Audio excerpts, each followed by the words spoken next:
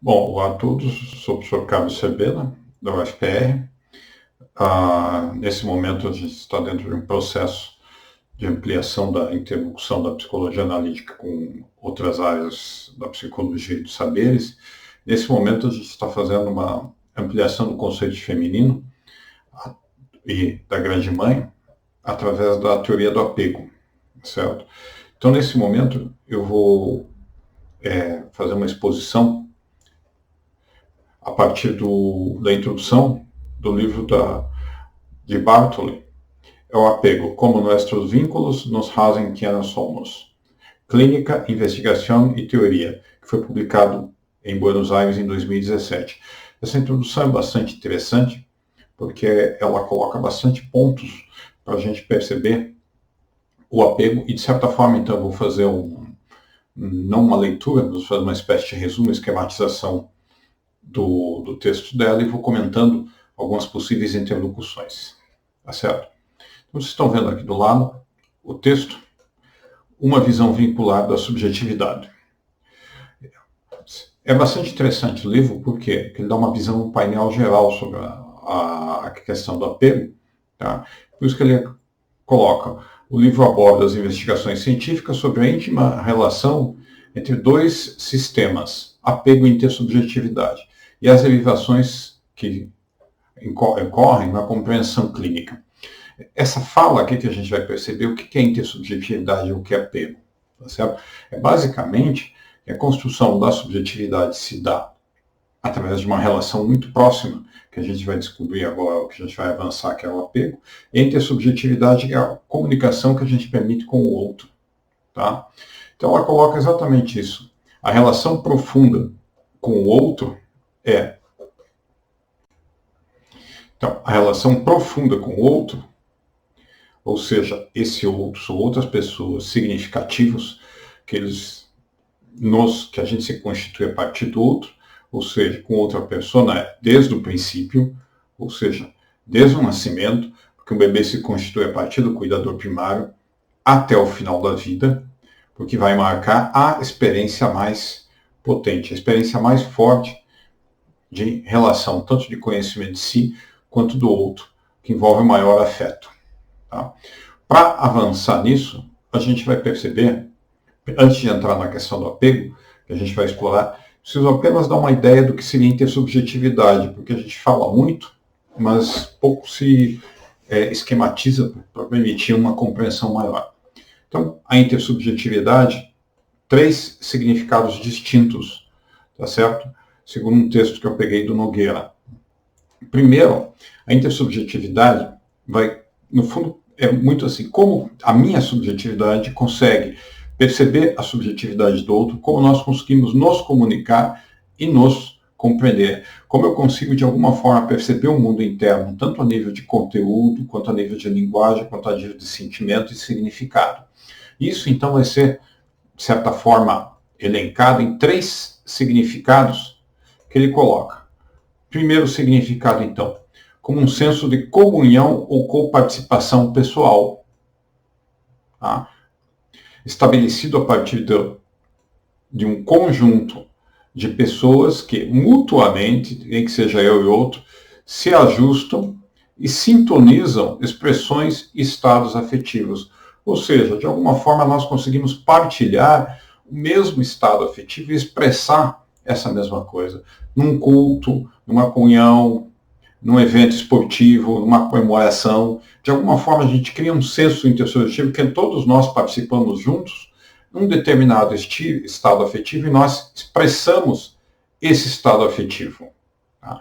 Um segundo momento, se esse então é a questão da emoção e do afeto, tá? Esse envolve exatamente a possibilidade de compartilhar, tá? Eu comunicar o meu mundo interno, o meu sentido, o meu significado para o outro, que seria a linguagem. Daí ele coloca aqui, comportamentos de atenção conjunta, ou seja, nós, eu e o outro, ou outros, tá? Mesmos, partilhando talvez o mesmo objeto, de algum mesmo conteúdo, e domínios compartilhados de conversação linguística. Como que a linguagem que eu falo abóbora, o outro entende abóbora. Isso fala um elefante voador carregando abóboras com pintas cor-de-rosa e orelha de coelho. Os outros também conseguem imaginar esse conteúdo, esse elefante com pintas cor-de-rosas carregando abóbora e com orelha de coelho. Tá certo? Então envolve exatamente a atenção conjunta, nem que seja uma construção interna, alguma outra coisa, e a conversação linguística. E isso vai permitir, obviamente, isso aqui, a intersubjetividade, além da comunicação, além da atenção dirigida junto, a compreensão da comunicação mediada por representações, tá certo? A gente cria representações. E essas representações permitem a gente fazer o quê? Inferências sobre intenções, crenças e sentimentos, ou seja, além de conteúdos de objetos materiais, objetos da imaginação, sobre o mundo interno do outro, sobre o mundo afetivo, sentimentos alheios, intenções e crenças, além da capacidade de imaginar, simular e ler estados mentais dos outros. Ou seja, eu olho uma pessoa, o que ela fala, eu consigo imaginar o mundo interno, como ela se sente, como ele fez. Então, meu amigo ou alguém pega e diz, faleceu um ator muito importante. Então, as pessoas conseguem imaginar como essas pessoas que são perto, são amigos, estão, tá certo? Então, imaginar, simular e ler estados mentais dos outros. Então, continuando agora, entrando exatamente na de Bartoli, a gente entra trabalhar na questão da identidade. Como se constrói a partir da insubjetividade a identidade do sujeito. Ele coloca, primeira coisa, tá? A identidade, ela se constrói não a partir de um movimento apenas interno. Nós nos construímos, nos conhecemos e nos pensamos a nós mesmos através de nossos vínculos. Então, a identidade, ela é uma primeira formação através dos nossos vínculos que nós estabelecemos com os outros, das nossas relações. Por isso ela coloca, não é exclusivamente intrapsíquica, tá certo? Ela é também intersubjetiva. Se vocês pensarem que a projeção para Jung, ela é algo do inconsciente que é colocado para fora e de alguma forma permite, quando quebra essa projeção, retornar ao sujeito, tá certo? E essa projeção que quebrou, que sempre foi colocado para fora, permite o sujeito conhecer os seus conteúdos inconscientes, a gente vai dizer claramente que para a gente se conhecer, a gente precisa de um objeto externo, de um outro, que se for animado, ou seja, se for um outro sujeito, vai permitir muito melhor essa quebra do que a gente se coloca. Então nós nos conhecemos também intersubjetivamente. Por isso que se coloca a função de conhecimento da projeção. Ela se dá no outro e depois faz esse retorno. Obviamente que a gente também faz um conteúdo interno para o nosso inconsciente, mas isso é secundário em relação ao processo. Tá? Além do que, a gente está com muitos vínculos inconsciente e inconsciente com os outros. Então, a nossa identidade, quem nós pensamos que nós somos, também é intersubjetiva. E isso que se coloca, a gente passa a nossa vida em relações, mas a gente tende a conceber nós mesmos sempre como indivíduos, sempre como isolados do mundo, quando na realidade nós estamos enlaçados com o outro, com os outros, o eu e os outros, tá certo? E aí a gente coloca, tem nossa identidade, apesar de a gente achar que está separado do mundo, aqui está o eu, aqui está o outro, ela só se constrói e se sustenta numa matriz de vínculos, tá certo? Uma matriz de vínculos, lembrando que para Jung a gente tem o quê? Consciente, o inconsciente e o outro também, consciência e inconsciente. Os vínculos dizem respeito à totalidade do sujeito, então consciente, inconsciente, consciente. Quando a gente pensa a indivíduo e identidade, a gente tende a pensar só nesse o mundo aqui, quando na realidade é isso tudo aqui, tá certo? E certas experiências subjetivas, intersubjetivas, ou seja, que ocorrem entre um eu e entre um outro, que não é só a comunicação de conteúdo, mas a sintonia emocional, elas são muito específicas da formação. E a gente está chamando essas experiências de apego, tá certo? E quais são essas experiências de apego? Tá? É um tipo específico de vínculo, onde o outro tem uma carga afetiva muito importante. É muito importante para esse sujeito, onde o afeto se troca de forma muito grande, onde se consegue entrar em sintonia. Consequentemente, do ponto de vista junguiano, onde a troca inconsciente, a troca da psique como um todo é muito grande. Isso implica o quê? Uma disponibilidade desse eu, dessa identidade, de se permitir essa troca, se permitir ser tocado por outro. Tá? Então é como se fizesse esse roteiro aqui, ó, sempre circulando, tanto assim quanto assim. Tá certo? Óbvio que o primeiro apego que a gente vai colocar é o apego da mãe ou do bebê com uma relação de apego com a mãe. Tá certo? Mas o que se coloca, então? Bowlby e outros autores depois pesquisando, porque Bowlby foi que constituiu essa teoria do apego, tá? Ou do vínculo, e mostrou essa importância da matriz vincular das relações e dos vínculos para a constituição do eu, da identidade do sujeito. Tá? Posteriormente, eles continuaram com investigações neurobiológicas, que mostram o quê? Essas investigações mostram a influência que tem a experiência de apego no próprio desenvolvimento inicial do cérebro, tá certo? Isso vai dizer o quê? É muito importante no desenvolvimento do hemisfério, de estruturas do hemisfério direito, que são justamente responsáveis pelos estados emocionais e pelos estados afetivos. Tá? A gente tem um autor muito fecundo e muito importante que está produzindo nessa, que é o Alan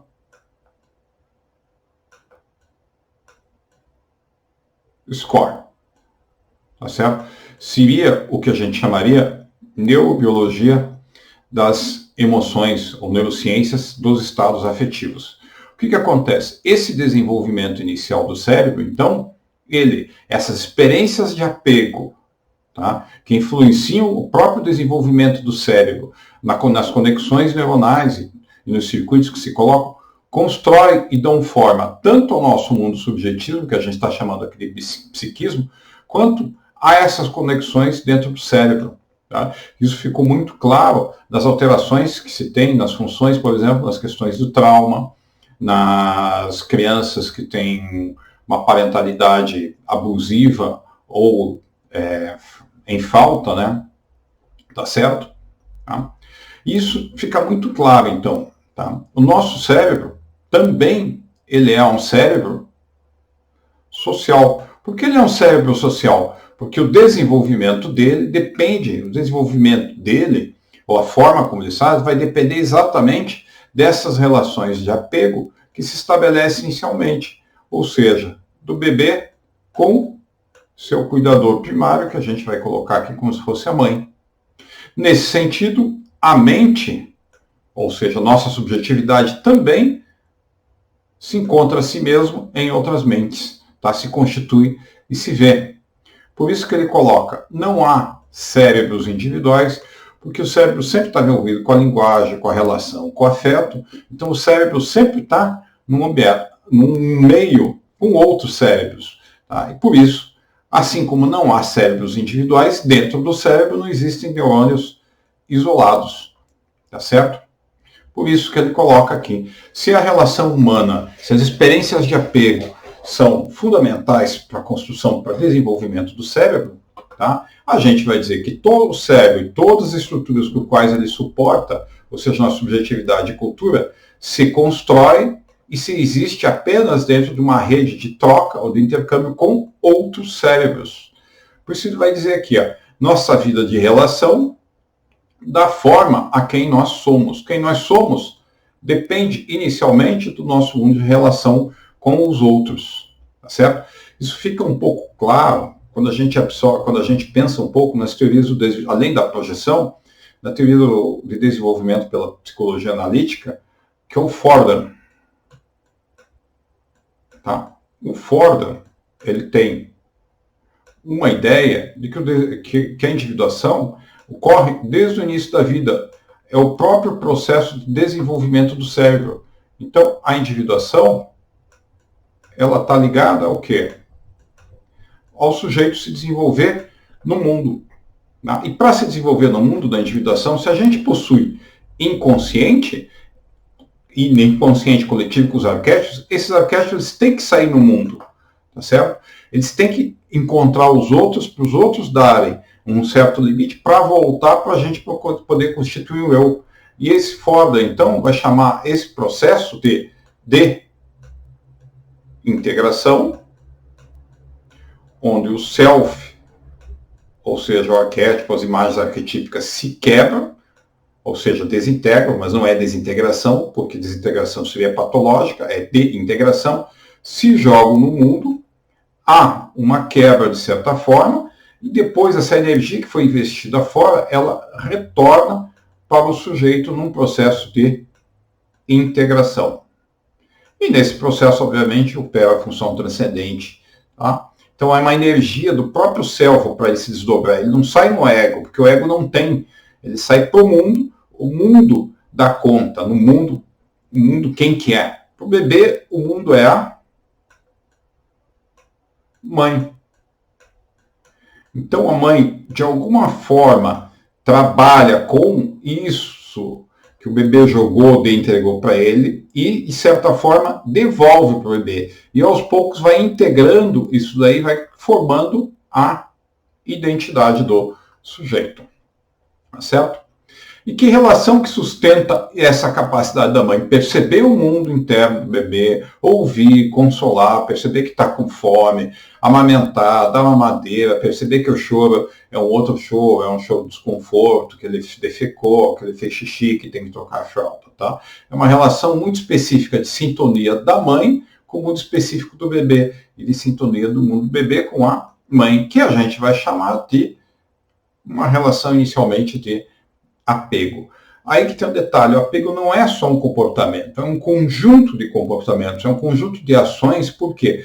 Porque o bebê, de certa forma, ele tem uma estrutura que ele procura alguém que vai poder cuidar dele, que vai poder nutrir ele. Então ele tem uma ação no mundo. Então o bebê ele não é simplesmente passivo, tá certo? Ele consegue identificar o cérebro da mãe e consegue, de certa forma, muitas vezes sorrir. Por quê? Nesse sorriso, ele atrai a atenção de alguém, que normalmente é a mãe, que pode cuidar dele. Tá certo? Então, é um conjunto de ações, ou seja, é uma agência, e também um sistema de motivações. Por que um sistema de motivações? Porque ele precisa, o bebê precisa de um cuidador. Então ele age no mundo nesse sentido, tá certo? Para procurar e estabelecer esses vínculos. Tá? E óbvio, vai mudando a fase, vai mudando o estágio, essa forma de cuidado também vai mudando e se reciclando. Tá? Então o apego, notem, essa ideia da motivação, como muito próximo do processo do Fordham, que coloca a individuação quase como se fosse um impulso de desenvolvimento do próprio sujeito, tá certo? Então ele nos impulsiona biologicamente na infância, o apego, a gente fica o quê? Perto de algumas pessoas especiais, não todas, mas de algumas. Óbvio, né, que do bebê vai ser a mãe ou de alguma pessoa que possa fazer esse cuidado materno. A gente procura então receber elas o quê? Proteção e segurança. Vejam, qual que é a questão da grande mãe? Vou fazer aqui. Tá? O feminino aparece inicialmente como se fosse uma grande mãe positiva. A grande mãe positiva faz o quê? Cuida, nutre, protege, ou seja, de alguma forma dá segurança. Pense então como a gente está ligando esse movimento do apego com a figura do arquétipo materno que se coloca.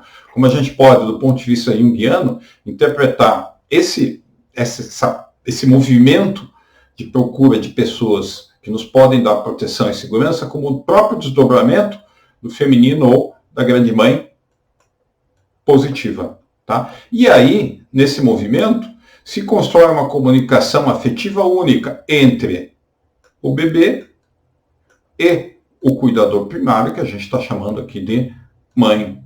Tá? É óbvio, né, gente, que o bebê está inicialmente, a mãe contém o bebê nesse processo, apesar do bebê já ter uma certa diferença com a mãe, porque ele já tem uma certa individualidade inicial, mas se coloca. Então, os diferentes tipos de individualidades ou de consciências com o bebê, tem o Daniel Stern, tá certo? Ele pesquisou na década de 90 isso daí, e ele mostra claramente os diversos eus que o bebê possui ao longo do processo. Tá? O livro seria, então, Mundo, tem em português, Interior do bebê. Continuando aqui, o que a gente tem, então? Duas mentes. Se inicialmente essas mentes da criança é do bebê e da sua mãe, isso aqui vai criar um determinado modelo básico. E esse modelo vai se deslocando ao longo da vida do sujeito.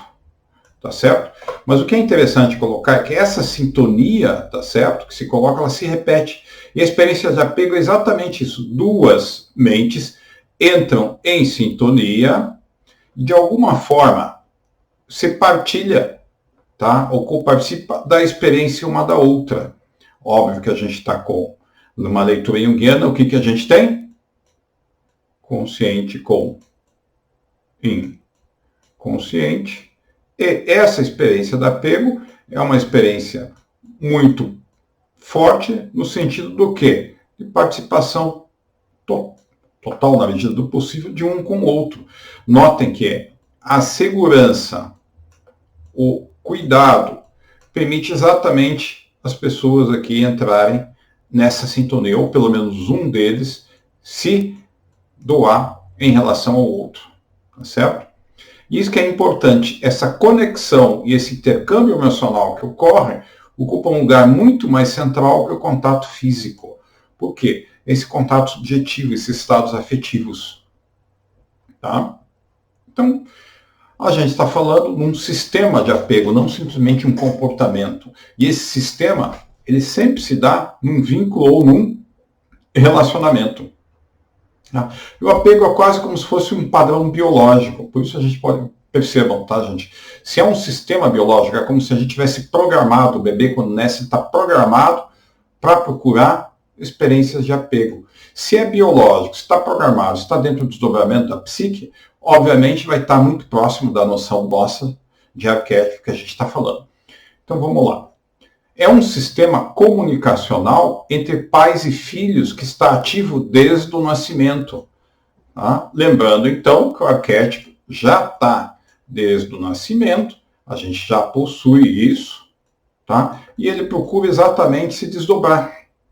Tá? Então, a experiência que a gente está falando da grande mãe, do arquétipo feminino, tá? Pelo menos o positivo, está se desdobrando aí. Há uma comunicação contínua no sistema de apego, que a gente se compartilha intenções, na medida do possível, emoções e afetos. Isso é interessante. Isso permite o quê?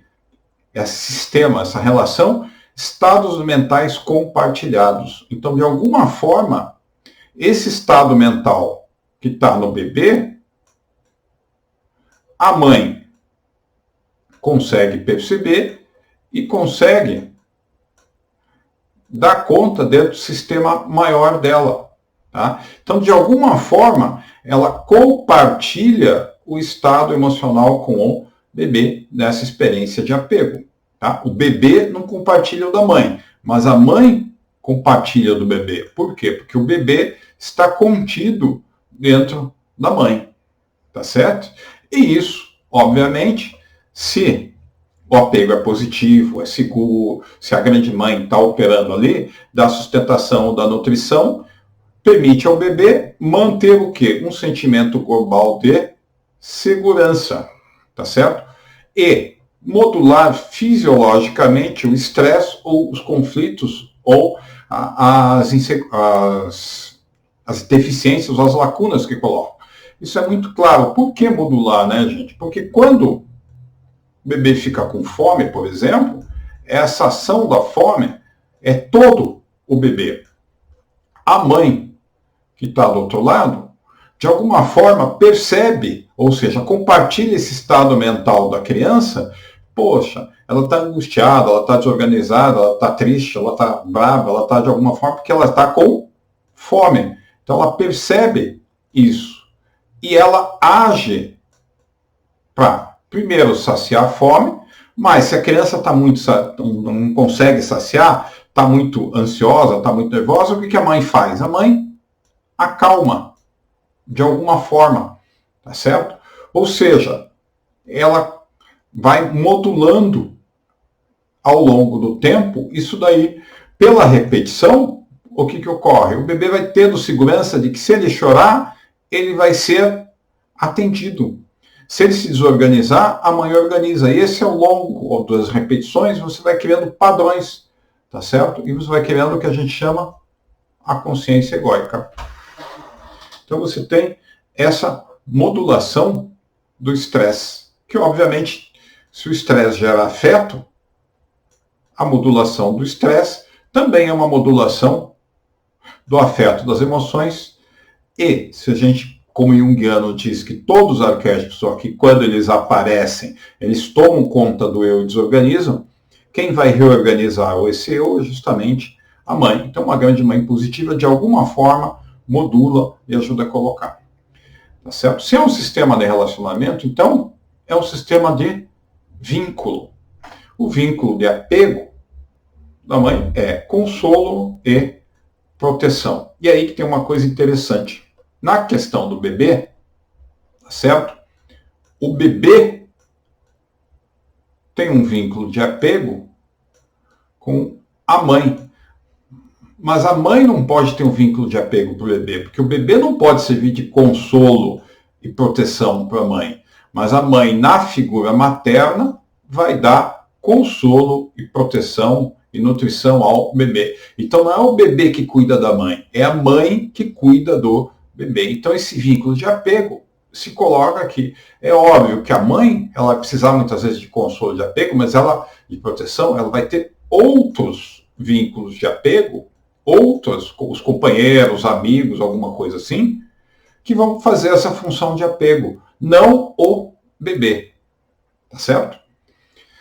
Então, essa conexão afetiva profunda com a figura da apego permite o quê? A regulação emocional, o que eu já falei, regular as emoções. Ao longo do tempo, a gente permite o quê? A gente desenvolve essa capacidade de autocontrole, de regular as emoções, que obviamente é uma característica da consciência do eu, ou em outras palavras, do ego. E obviamente o estado mental de segurança, tá certo? Então um ego que percebe que o mundo, um ego flexível, um ego seguro, um ego... Se você não tem esse estado de segurança, o ego, obviamente, ele é um ego frágil. Tá? Ele pode até regular, mas essa regulação a todo instante pode passar. E aí que se coloca, tá? Esse vínculo, esse sistema de apego, ele não só apenas na infância, mas está em todas as idades. Tá? Óbvio, quer dizer, talvez não tão óbvio assim, ao longo do tempo a gente vai dependendo menos dos outros, porque a gente vai internalizando as figuras, tá certo?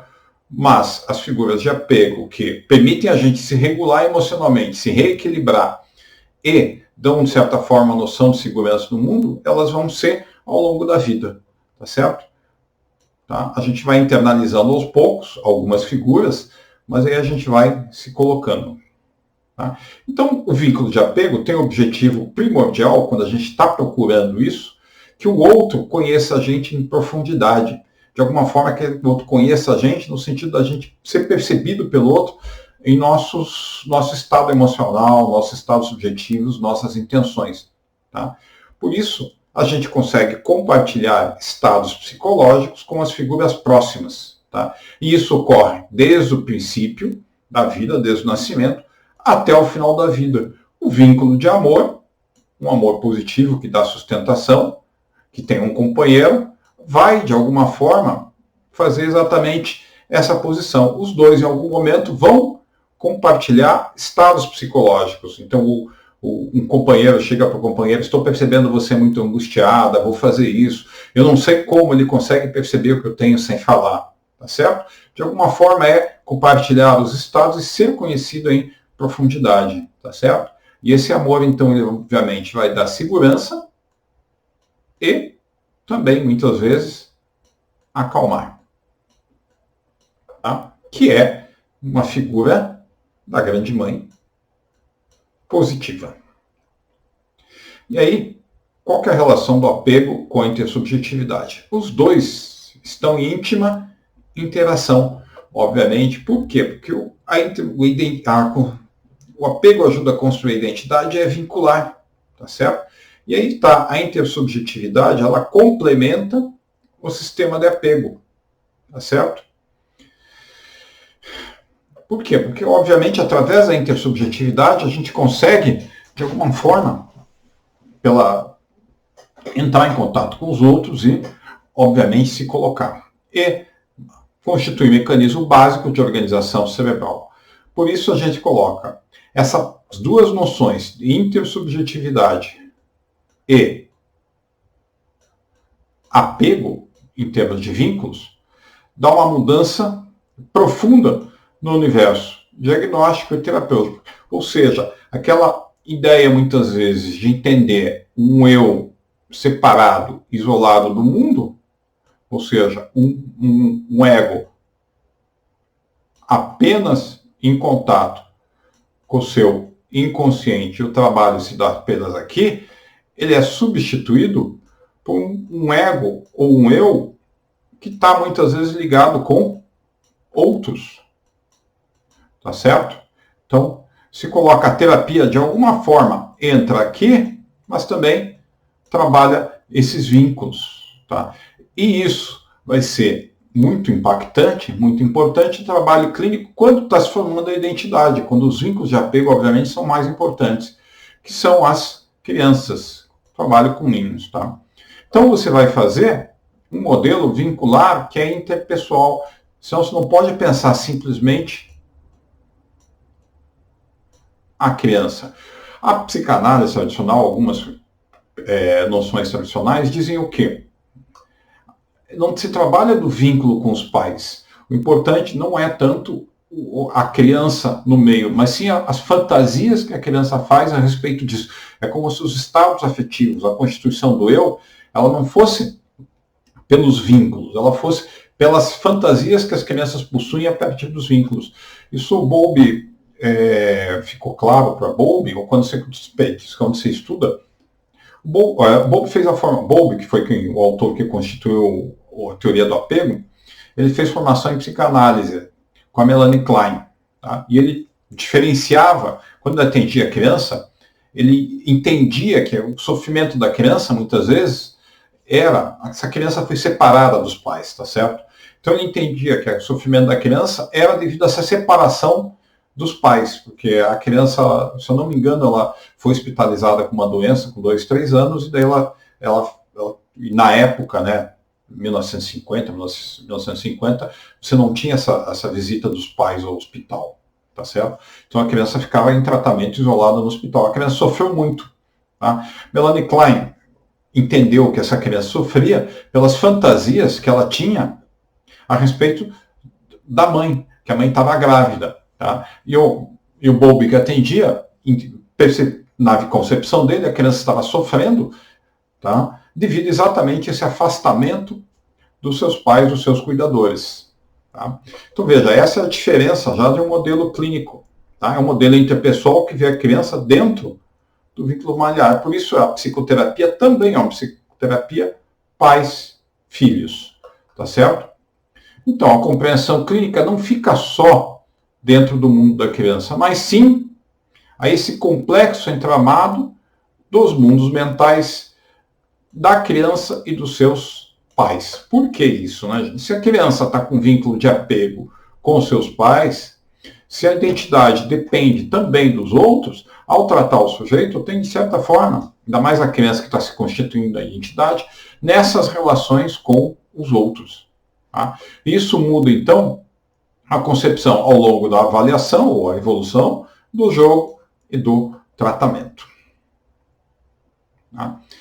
A teoria do apego desenvolveu mecanismos e formas de investigação para ela poder desenvolver a teoria, para fazer exatamente esse confronto entre a teoria e a realidade. De alguma forma, ela criou algum acesso a esse mundo subjetivo dos sujeitos. Por isso, ela desenvolveu alguns instrumentos.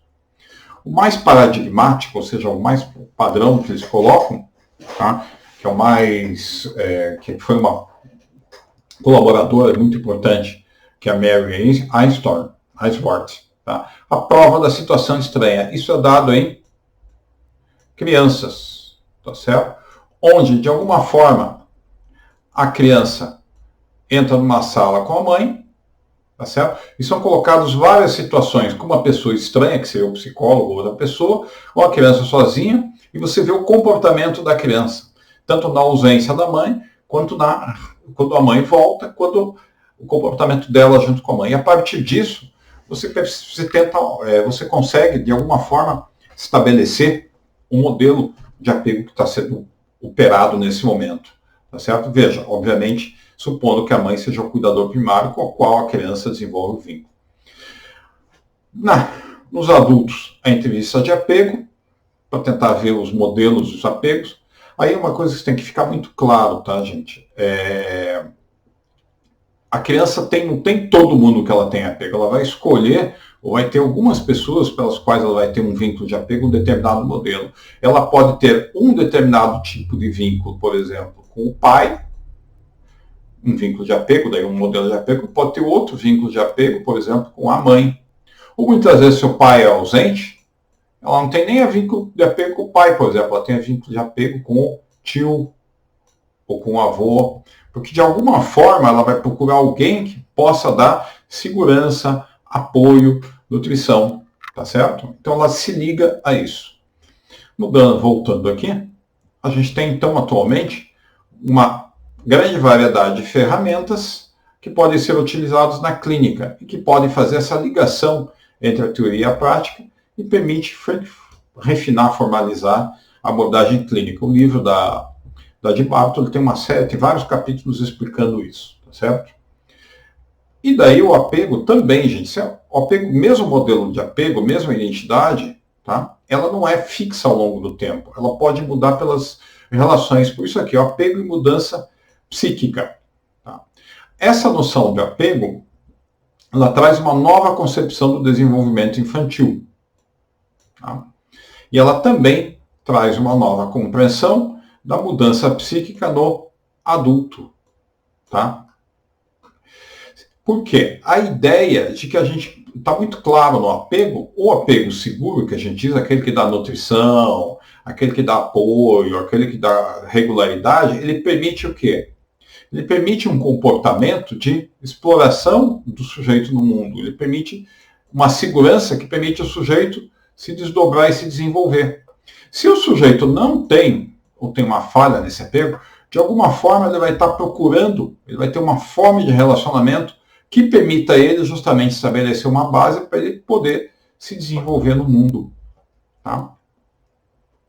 Então, esse apego, essa segurança que a gente de alguma forma consegue, primeiro fora de si, depois dentro de si, a partir das relações que se colocam, ela também é importante na mudança psíquica do adulto. Né? Então, se a mente se constrói em diálogo com figuras de apego, se você mudar essa matriz intersubjetiva, se botar, você também pode mudar.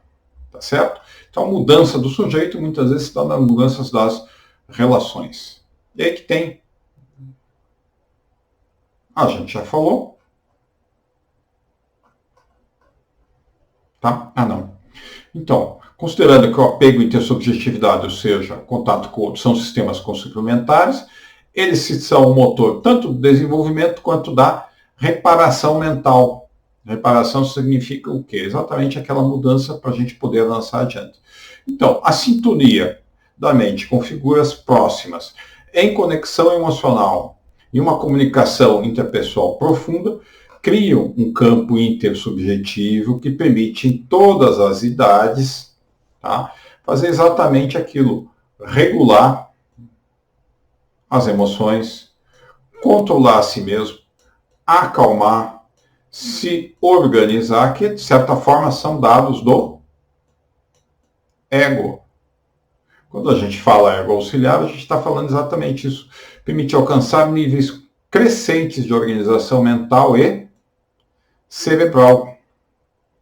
O apego mantém as pessoas próximas e nessa proximidade, a intersubjetividade, aquilo que a gente tinha visto, a comunicação, o compartilhamento de estudos, a atenção, ela se desdobra, permitindo exatamente o próprio desdobramento do eu. Tá? E isso traz muitos impactos, né, como a gente consegue perceber, o processo terapêutico, ou seja, a sessão entre o analista e o paciente. Por mais que não se trabalhe todo o vínculo de relações, de alguma forma a gente está trabalhando modelos de relações. Lembrando para vocês que a gente tem no modelo do Jung, consciente, inconsciente, por exemplo, do analista, consciente, inconsciente. Aqui vamos supor que aqui seja o analista, aqui seja o paciente. A gente toca aqui em termos de conteúdos, ego, a gente toca um monte de coisa consciente e inconsciente, que o analista tem que ter uma grande conexão com o inconsciente para perceber. Na neurose, de alguma forma, isso aqui está sendo colocado, mas a gente supõe que consciente e inconsciente tem também essa troca aqui. Em nível ideal, a regulação do sujeito significa o quê? A consciência tem um modelo de se colocar aqui. Tá? Então, a gente está trabalhando nesse modelo aqui, terapêutico. Tá? Mas o que acontece? Para o vínculo, para o apego, faz o quê? Que numa sessão entre o analista e o terapeuta se gera, tá, um estado emocional em que as duas mentes estão em sintonia, profundamente juntas. Onde que a gente vê isso? Tá? Em sintonia com percepção, nesse nível aqui, né, gente? Consciente com inconsciente. E o terapeuta conseguindo perceber. Então, a gente tem uma comunicação muito grande dos inconscientes de quem? Do terapeuta e do paciente. Tá? Ah, mas eles podem se perder. Pode ficar uma folia 2, como diz o Jung. Óbvio que não pode. Por quê, gente? Porque não é a criança, não é o bebê que cuida da mãe. É a mãe que cuida do bebê. Então, de alguma forma, o terapeuta tem que conter a mente do paciente em si, nessa sua mente, tá certo? Para justamente, de alguma forma, poder. E isso, de alguma forma, esse modelo é equivalente à mãe e o bebê na primeira infância, tá certo?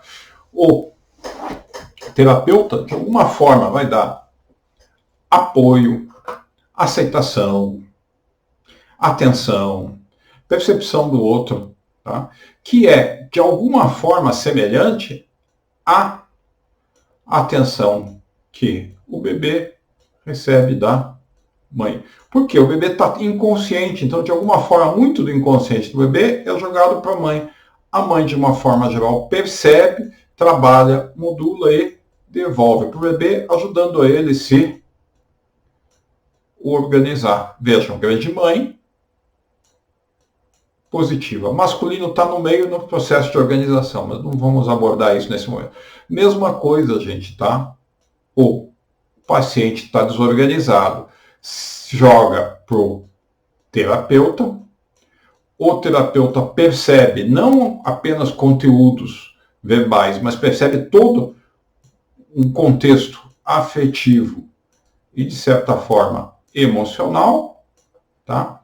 E modula a sua resposta para, de alguma forma, organizar o paciente. Tá? Então, muito do que está sendo colocado aqui é inconsciente, porque o paciente não tem, terapeuta, pega isso daí, percebe, trabalha dentro de si e age de forma a provocar no paciente uma certa organização, uma acalmada, tá? Uma percepção melhor de si. Então, a gente tem esse equivalente. Não é o único, mas é o equivalente. Tá? Então, na implicação para a terapia não é apenas compreender e explicar, que seria um mundo verbal do ego. Tá? Ela trabalha com estados que correspondem a um modelo diferente, que a gente chama de não verbal, ou estados muito ligados ao nível inconsciente do ponto de vista junguiano. Tá? E nesses níveis é esse encontro intersubjetivo a um nível muito profundo, tá? De compartilhar de alguma forma as emoções, percepções, tá? Que eles colocam estados de consciência compartilhada, de consciência diádica, ou seja, a consciência de alguma forma, vamos colocar aqui terapeuta, paciente, ou a consciência do paciente se estende, de certa forma, até o terapeuta, porque o que esse aqui possui, de alguma forma, o terapeuta consegue também perceber. E o que o terapeuta devolve para o paciente não é, muitas vezes, nem percebido conscientemente pelo paciente, mas está sendo colocado. Então, isso está aqui, está aqui. É uma consciência que envolve o terapeuta e o paciente. Por isso, uma consciência diádica. Então, o objetivo na terapia é construir, através da sintonia emocional, ou seja, uma relação de apego, onde o terapeuta vai dar apoio, sustentação, tá? E o paciente vai se sentir seguro para poder se desdobrar, para poder mostrar a si. Nesses estados compartilhados, que a relação de apego se colocou, a mente se expande, se amplifica, se organiza, ou seja, adquire maior consciência e, consequentemente, consegue se reparar. Por isso se coloca, por meio da relação terapêutica, a mente do terapeuta é continente, dá apoio, contém, de certa forma, ajuda a maturar, tá? A processar a mente do sujeito. E este é o campo que atua a psicoterapia. Não é no sentido verbal, é no sentido não verbal, que, óbvio, a partir do momento que esse conteúdo inconsciente consegue ser trabalhado, em algum momento ele vai passar a consciência. Quando ele passa a consciência, ele consegue ser verbalizado, ele consegue ser falado, ele consegue ser compreendido, tá certo? Ele consegue ser comunicado. Mas até chegar lá, até processar emocionalmente isso daqui, ele vai precisar do auxílio, de certa forma, do terapeuta, tá? Então, o verbal é o último processo de uma longa cadeia, de um longo processo, é o último final, tá? Que se coloca aqui. E isso é interessante, por quê? Para o próprio paciente tomar conta desse conteúdo que incomoda, ele tem que ser aceito pelo terapeuta, para o terapeuta aceitar, é a questão da mãe. Por isso a ideia do terapeuta com uma função materna, de aceitação, de dar conta. E óbvio, né, de ligação para chegar a consciência para colocar, vai ter ali uma função de logos e de orientação. Então, o terapeuta, a base, de alguma forma, é função grande mãe, é função da mundo, é função da coerência, porém, ele se desenvolve nesse processo. Tá certo? Então, a gente teve lá o outro vídeo que a gente falou dos modelos de apego, tá? E por hoje a gente fica por aqui. É quase como se a gente estivesse dizendo, então, a grande mãe, o arquétipo, as imagens arquetípicas, elas se mobilizam na grande mãe através a gente pode usar muito desse modelo de apego para poder entender esse desdobramento, essa objetivação da grande mãe, ou de forma mais ampla, do arquétipo materno ou do feminino, que começa, tá certo? Daí a gente pretende fazer mais alguns vídeos na sequência, obviamente, para poder explicar todo o desdobramento da grande mãe, ou do arquétipo materno, tá, do feminino. A gente já teve um vídeo que falou do masculino e feminino. Tá?